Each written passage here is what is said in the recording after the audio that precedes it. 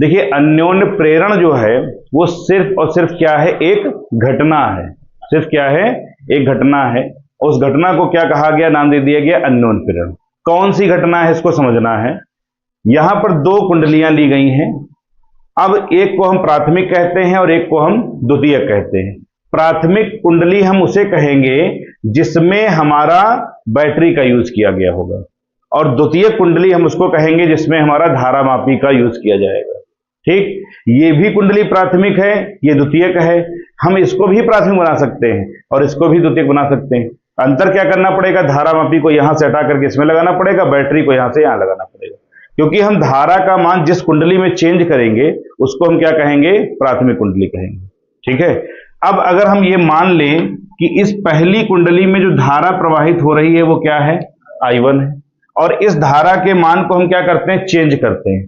तो जब इस धारा के मान को हम चेंज करेंगे तो इसके अंदर जो चुंबकीय फ्लक्स उत्पन्न होगा, यानी चुंबकीय बल रेखाएं होंगी, वो घटेंगी या बढ़ेंगी, मतलब उनमें परिवर्तन होगा।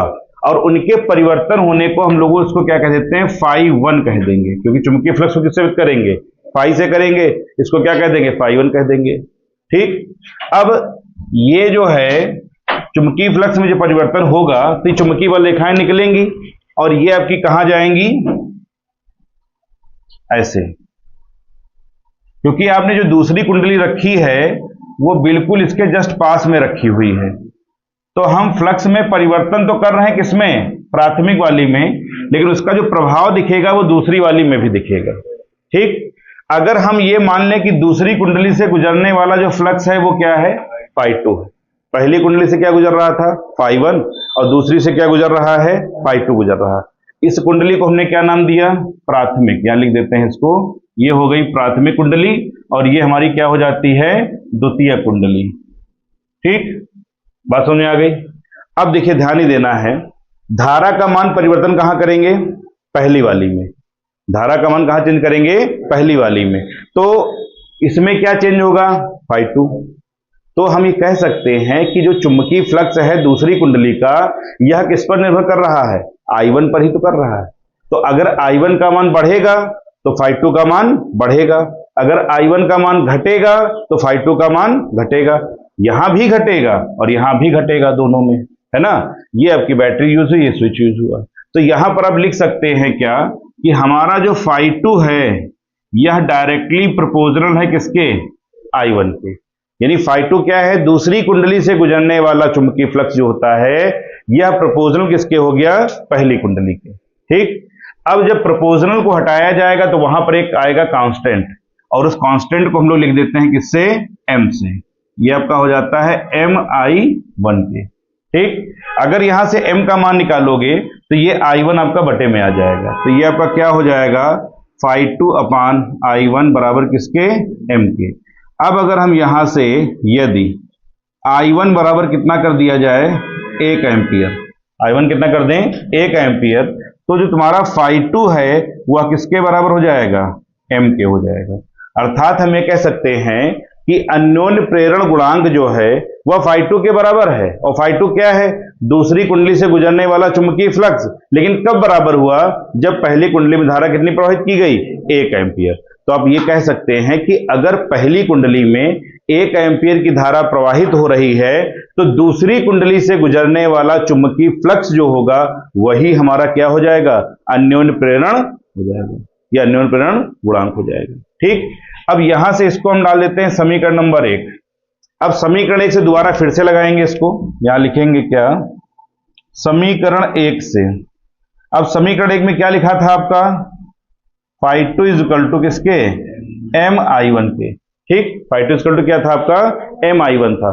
अब हम क्या करेंगे, इसका समय के सापेक्ष, यहां लिखेंगे समय के सापेक्ष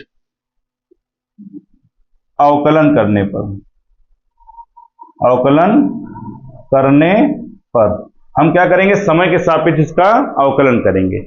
जब अवकलन करेंगे तो ये आपका हो जाएगा क्या, d∅2 अपान में किसके, dt के। इधर आपका हो जाएगा d अपान dt और ये आ जाएगा mi1 के। ठीक, ये आपका देखिए d∅2 अपान जो आपका dt है ये तो ऐसे रहेगा। अब यहां पर m जो है आपका, ये m क्या हो जाएगा, कांस्टेंट, m को हम बाहर कर लेंगे, तो ये आपका हो जाएगा m, और कितना हो गया di1 अपान dt के।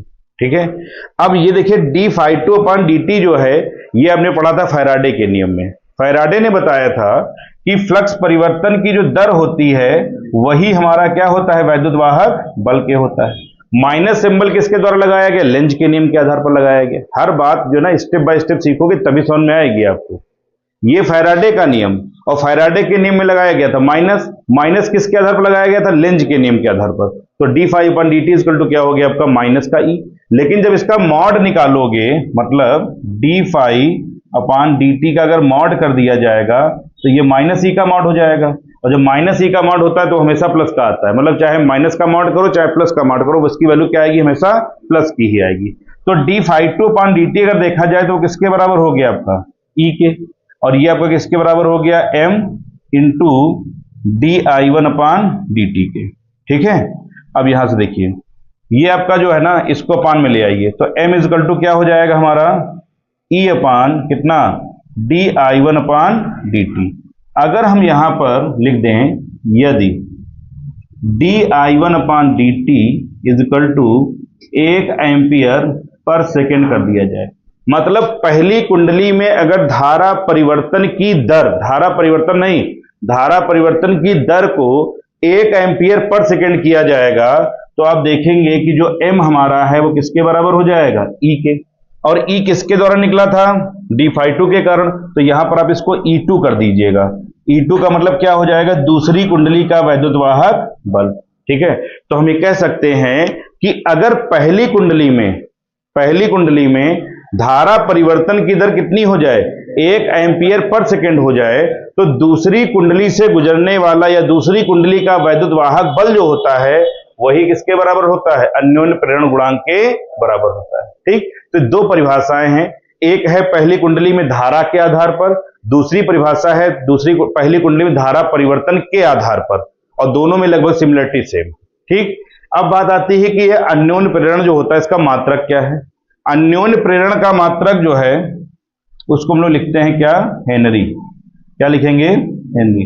अन्योन्य प्रेरण का जो मात्रक होता है उसको हम लोग क्या कहते हैं, हेनरी कहते हैं। ठीक, और इसको हेनरी को हम लिख सकते हैं क्या, वेबर पर एम्पियर भी लिख सकते हैं। क्या लिख सकते हैं, वेबर पर एम्पियर भी इसको लिख सकते हैं। अब यहां से अगर पूछा जाए आपसे कि एक हेनरी क्या होता है, तो आप एक हेनरी की भी परिभाषा बता सकते हैं। कैसे, वेबर क्या है, चुंबकीय फ्लक्स का मात्रक, एम्पियर क्या है, धारा का मात्रक। अगर मान लीजिए किसी कुंडली में दूसरी वाली में वेबर यानी क्या है, चुंबकीय फ्लक्स कितना हो जाए, 1 वेबर हो जाए। चुंबकीय फ्लक्स कितना हो जाए, 1 वेबर, और पहली कुंडली में धारा का मान कितना हो जाए, 1 एम्पियर, तो जो आपका अन्योन्य प्रेरण गुणांक निकलेगा या अन्योन्य प्रेरण निकलेगा वो क्या निकलेगा, 1 हेनरी के बराबर हो जाएगा। ये आपकी क्या हो जाएगी, हेनरी की परिभाषा। इस तरह से डायग्राम बनाओ, ऐसे इसको स्टेप बाय स्टेप लगाओगे, पूरा आपका कंप्लीट हो जाएगा।